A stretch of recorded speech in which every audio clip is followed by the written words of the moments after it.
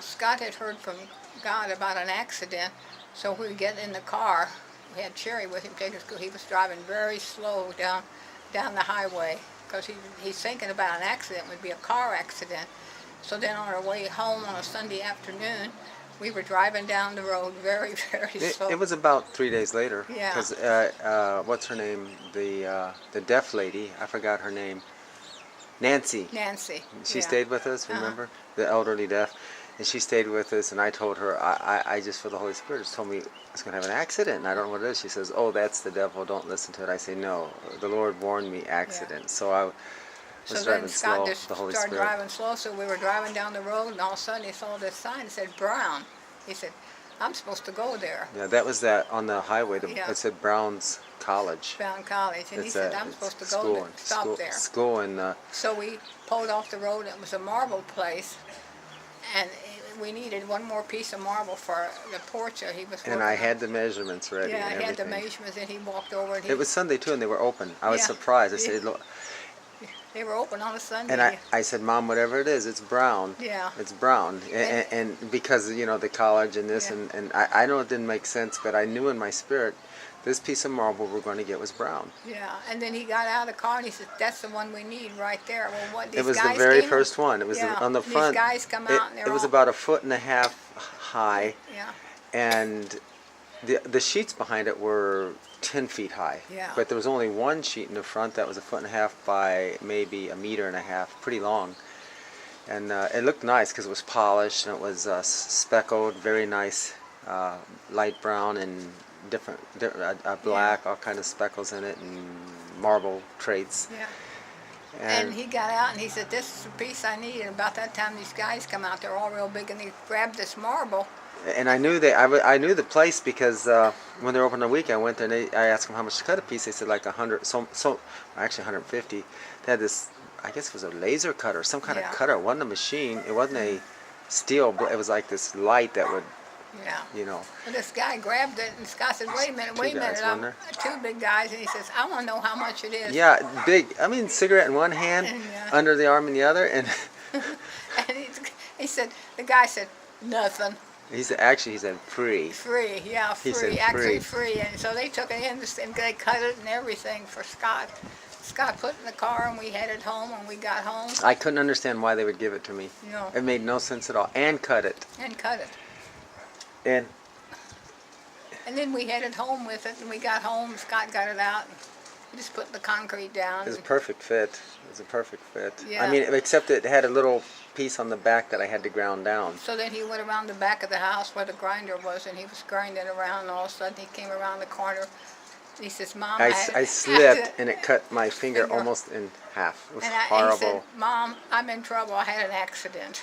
Yeah, I said I'm in trouble. I didn't even say accident because it was an accident, but it was bad. It was blood was running down his arm, and I ran. The neighbor across the street was a nurse, and she come running. She said, "You got to go to the hospital." Scott said, "No." And she grabbed Band-Aids, started wrapping around, and I called Cherry. I didn't have insurance or nothing. No. I called Cherry, and I said, "Scott had an accident."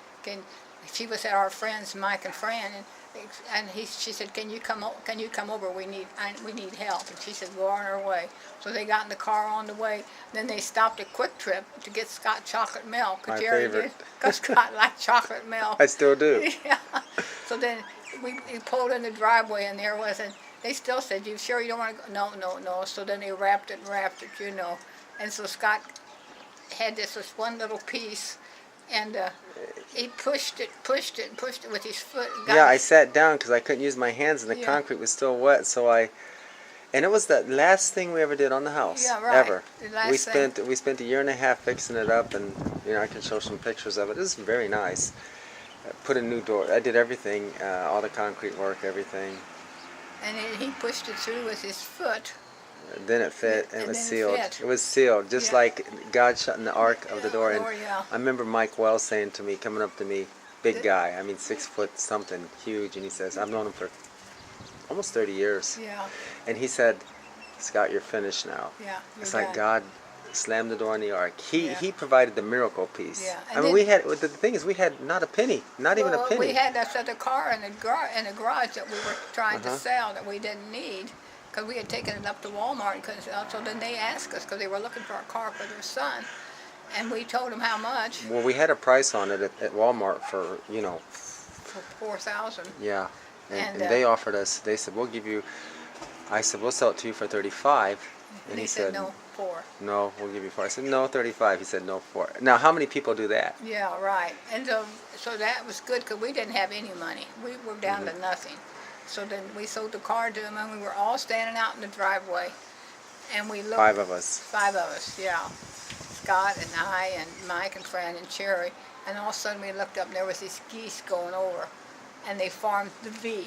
Yeah, We all real yelled. low, too. Huh? Real low, too. They Yeah. weren't way up there. They're just right over our house, and that's the Right. first ones we've seen all year. Yeah, and we said victory. Yeah, Fran raised up her hand and said victory because Yeah. they got the car they were looking for their son. And We got the free piece of this because Marble. our porch was horrible without that last piece of marble on there. Right. And just It all and he worked gave that out. to us free, and then here we didn't have any. We had spent everything we had. We had about 10 to spend on the house. Yeah. We have everything else left. And it just all, God just worked it all out, And that was his accident. Yeah, and that was the accident, he told Right. me. Yeah. Cutting It's his- amazing. Amazing. I'd rather know about it than end up in the hospital and say, God, why didn't you tell me? Yeah, right. Right. And I think the moral of the story is, even if God gets you a miracle, you can still get hurt. Right. You can still get in the flesh about your miracle, and you can actually ruin yourself over a miracle that God may give you. It could be many things, getting married or anything. I think we always need to be humble and patient and calm about things. Yes. Well, thanks for sharing that You're welcome. in His name. So, where are you, by the way, right now? I'm in Jerusalem on the balcony, on our apartment balcony. So.